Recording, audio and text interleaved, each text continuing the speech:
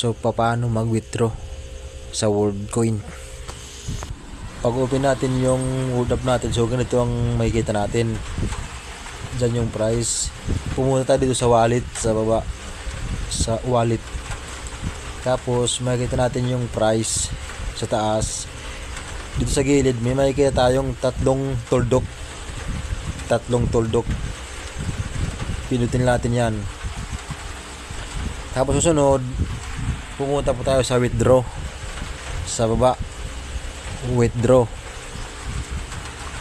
Pinutin natin yan. So ngayon, pinutin natin yung WorldCoin. WorldCoin na sa unahan.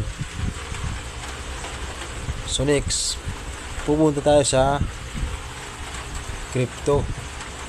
Sa crypto.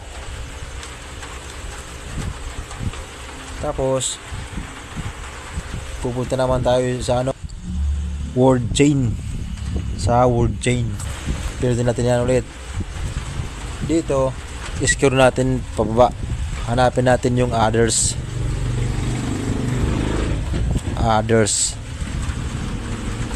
Pinutin natin yan. Tapos yes, pupunta yes, proceed. Pinutin natin yan. So ganito.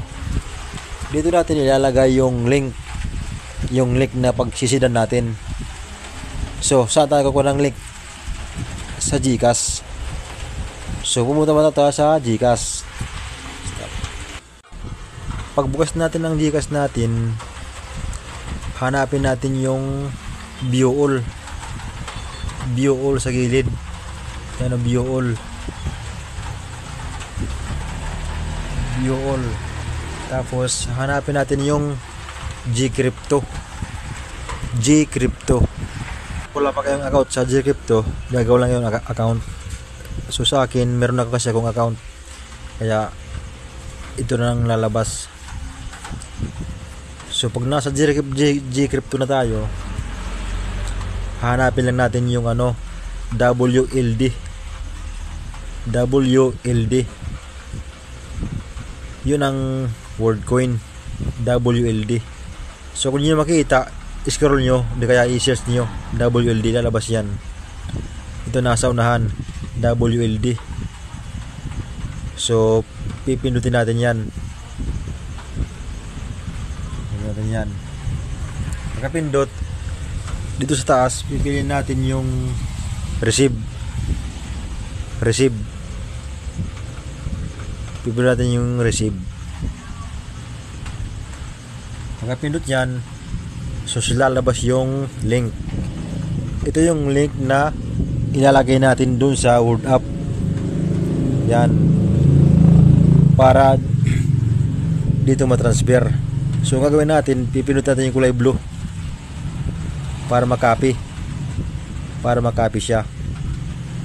Pagkapindot yan, babalik naman tayo sa WorldUp.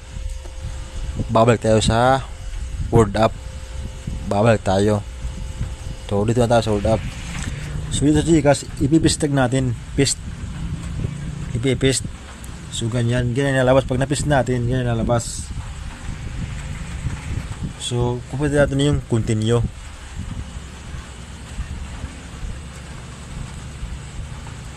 So dito, pipiliin natin yung max sa gilid para lahat. Ayan. So next, pipiliin natin yung continue. So dito, pipiliin natin yung continue. So pipiliin natin.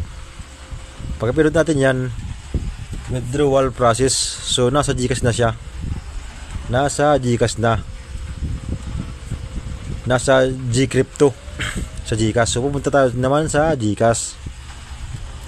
Pag-open sa GCash, pupunta ulit tayo dun sa sa Gcrypto. Hanapin natin yung WLD. So pipindutin natin yan. So kaya nang nalabas, i-scroll natin pataas. Pipindutin na naman natin yung sa baba, yung seal. Pipindutin natin yung seal. Naman kung ano ang magkano ang sa piso yung withdraw nyo, yun nilagay sa sa PHP. Sa WLD naman, kung magkano sa WLD, yun nilagay sa WLD.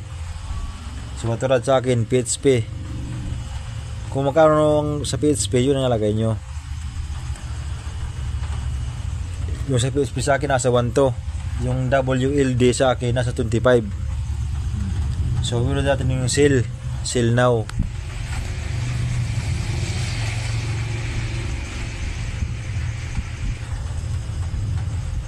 Yon, back to dashboard naman tayo, pero ito yung back to dashboard. Dito kung magkano sa piso yung withdraw nyo, yun nilagay nyo dyan sa taas. Gayahin mo lang nasa baba, nakikita nyo yung parang X, dyan yung ilalagay yung kung magkano yung i-withdraw nyo. Yung nasa baba, gagalahin nyo lang nasa baba yung katabi yung yan. Tapos continue lang. Continue. Dito magsisid ng OTP sila sa Gmail mo na kung ano na nakakunik sa GCash mo. Yung Gmail na ginamit mo dito sa GCash, doon sila magsisid ng OTP. Katapos babalik ka ulit dito, tapos i-insert mo yung OTP. Tapos dito makikita yung Gmail sa application, yan Gmail, yung letter M. Tapos dito naka may message diyan, may message kayo diyan makikita. Basta yung nakalagin dito sa taas, yun ang email mo, nakalagin.